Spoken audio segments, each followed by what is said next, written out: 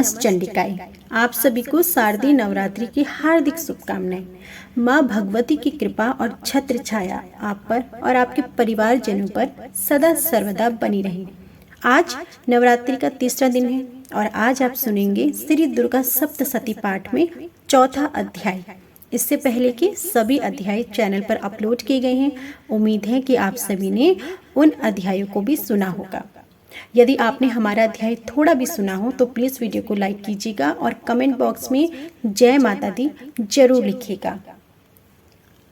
चौथे अध्याय में इंद्र आदि देवताओं द्वारा देवी की स्तुति का वर्णन किया गया है। अब मन ही मन शुद्ध मन से प्रसन्नचित होकर और शुद्ध भाव से माँ भगवती का ध्यान करते हुए अध्याय को आरंभ करते हैं।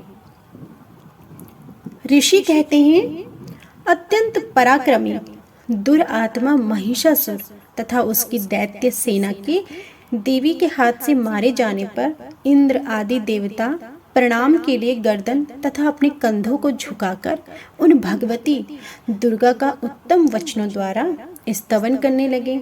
उस समय उनके सुंदर अंगों में अत्यंत हर्ष के कारण रोम हो गए। देवता बोले, संपूर्ण देवताओं की शक्ति का समुदाय है जिनका स्वरूप है तथा जिन देवी ने अपनी शक्ति से परिपूर्ण जगत को व्याप्त कर रखा है। समस्त देवताओं और महर्षियों की पूजनीय उन जगदम्बा को हम भक्ति पूर्वक नमस्कार करते हैं। वे हम लोगों का कल्याण करें। जिनके अनुपम प्रभाव और बल का वर्णन करने में भगवान शेषनाग, ब्रह्मा जी तथा महादेव जी भी समर्थ नहीं हैं। वे भगवती चंडिका संपूर्ण जगत का पालन एवं अशुभ भय का नाश करने का विचार करें। जो पुण्य आत्माओं के घरों में स्वयं ही लक्ष्मी रूप से, पापियों के यहाँ दरिद्रता रूप से, शुद्ध अंतःकरण वाले पुरुषों के हृदय में बुद्धि रूप से तथा सत्पुरुषों में श्रद्धा रूप से, कुलीन मनुष्य में लज्जा रूप से निवास करते हैं, उन आप भगवती को हमारा नमस्कार है। देवी, आप संपूर्ण विश्व का पालन कीजिए। आपके इस अचिंतनीय रूप का असुरों का नाश करने वाले भारी पराक्रम तथा समस्त देवताओं और दैत्यों के समक्ष युद्ध में प्रकट किए हुए आपके अद्भुत चरित्रों का हम किस प्रकार वर्णन करें। आप संपूर्ण जगत की उत्पत्ति में कारण हैं। आप में सत्व गुण, रजोगुण तथा तमोगुण, ये तीनों गुण आप में ही मौजूद हैं, तो भी दोषों के साथ आपका संसर्ग नहीं जान पड़ता। भगवान विष्णु और महादेव जी आदि देवता भी आपका पार नहीं पाते। आप ही सबका आश्रय हैं। यह समस्त जगत आपका अंशभूत है, क्योंकि आप सबकी आदिभूत अव्यापकता परा प्रकृति हैं। हे देवी, संपूर्ण यज्ञों में जिसके उच्चारण से सब देवता तृप्ति लाभ करते हैं, वह स्वाहा आप ही हैं। इसके अतिरिक्त आप पितरों की भी तृप्ति का कारण हैं। अतएव सब लोग आपको स्वदा भी कहते हैं। हे देवी, जो मोक्ष की प्राप्ति का साधन है, अचिंतनीय महाव्रत स्वरूपा है, समस्त दोषों से रहित, जितेंद्रिय तत्व को ही सार वस्तु मानने वाला तथा मोक्ष की अभिलाषा रखने वाले मुनिजन जिसका अभ्यास करते हैं, वह भगवती पराविद्या आप ही हैं। आप शब्द रूपा हैं।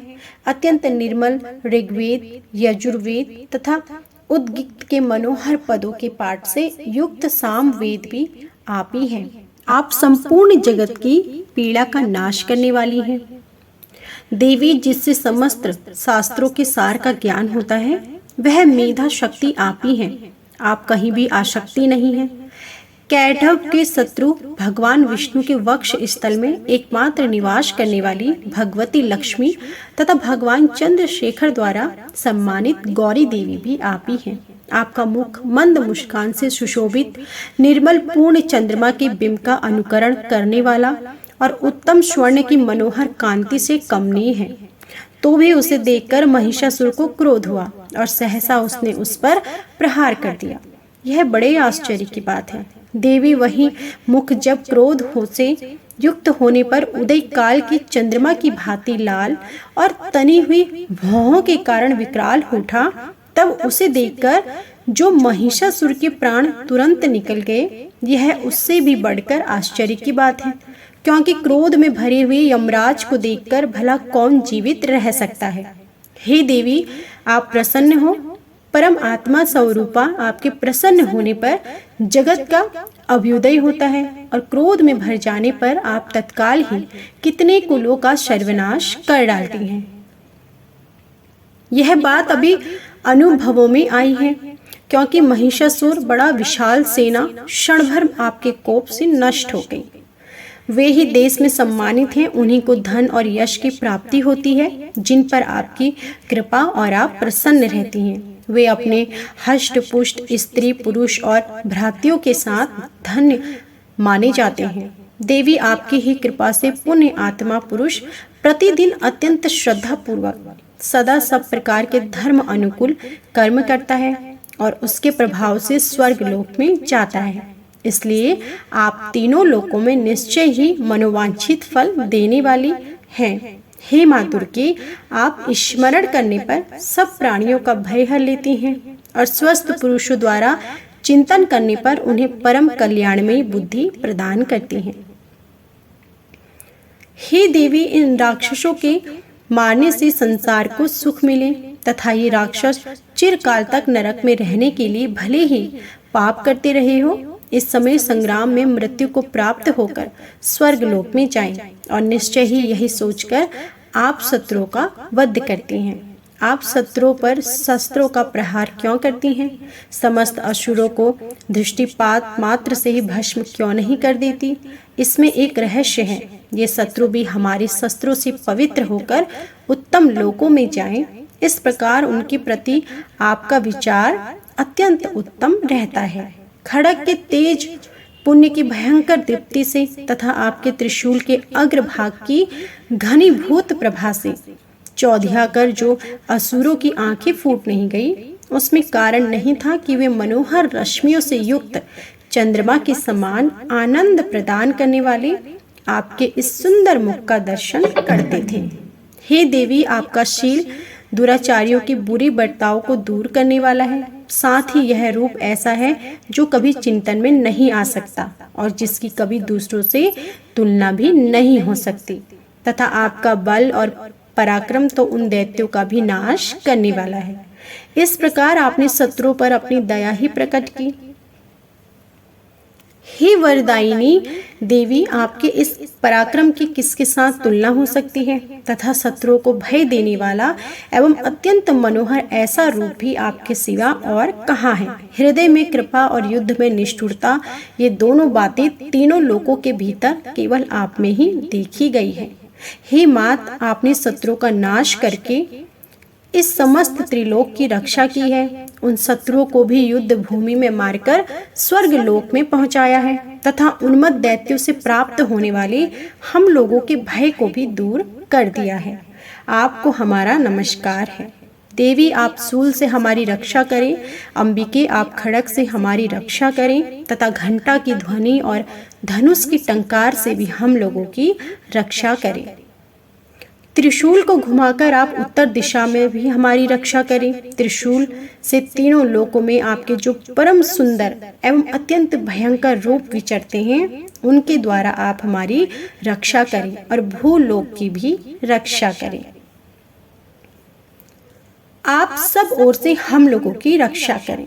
ऋषि कहते हैं, इस प्रकार जब देवताओं ने जगन माता दुर्गा की स्तुति की और नंदन वन के दिव्य पुष्पों एवं गंध चंदन आदि के द्वारा उनका पूजन किया, फिर सबने मिलकर जब भक्ति पूर्वक दिव्य धूपों की सुगंध निवेदन की, तब देवी ने प्रसन्न वदन से होकर प्रणाम करते हुए सब देवताओं से कहा। देवी बोली, देवताओं, तुम सब लोग मुझसे जिस वस्तु की अभिलाषा रखते हो उसे मांगो।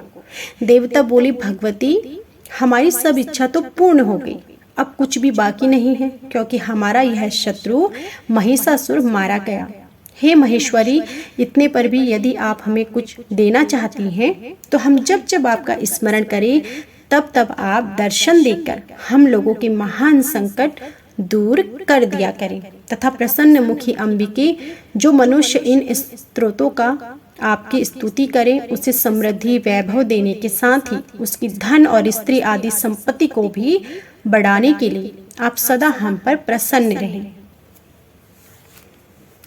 ऋषि कहते हैं, राजन, देवताओं ने जब अपने तथा जगत के कल्याण के लिए भद्रकाली देवी को इस प्रकार प्रसन्न किया, तब वे तथास्तु कहकर वहीं अंतर्ध्यान हो गई। हे भूपाल, इस प्रकार पूर्व काल में तीनों लोकों का हित चाहने वाली देवी जिस प्रकार देवताओं के शरीर से प्रकट हुई थी, वह सब कथा मैंने कह सुनाई। अब पुनः देवताओं का उपकार करने वाली वे देवी दुष्ट दैत्यों तथा शुंभ निशुंभ का वध करने एवं सब लोगों की रक्षा करने के लिए गौरी देवी के शरीर से जिस प्रकार प्रकट हुई थी, वह सब प्रसंग मेरे मुंह से सुनो। मैं उसका तुमसे यथावत वर्णन करता हूँ। और इस प्रकार दुर्गा सप्तशती पाठ में चौथा अध्याय समाप्त हुआ। तो यह था हमारा संपूर्ण अध्याय। उम्मीद करती हूँ कि आप नवरात्रि के दिनों में श्री दुर्गा सप्तशती के पाठ अवश्य सुन रहे होंगे। आज की वीडियो पसंद आई हो तो प्लीज़ वीडियो को जरूर लाइक कीजिएगा। कमेंट बॉक्स में जय माता दी जरूर लिखिएगा। जय माता दी।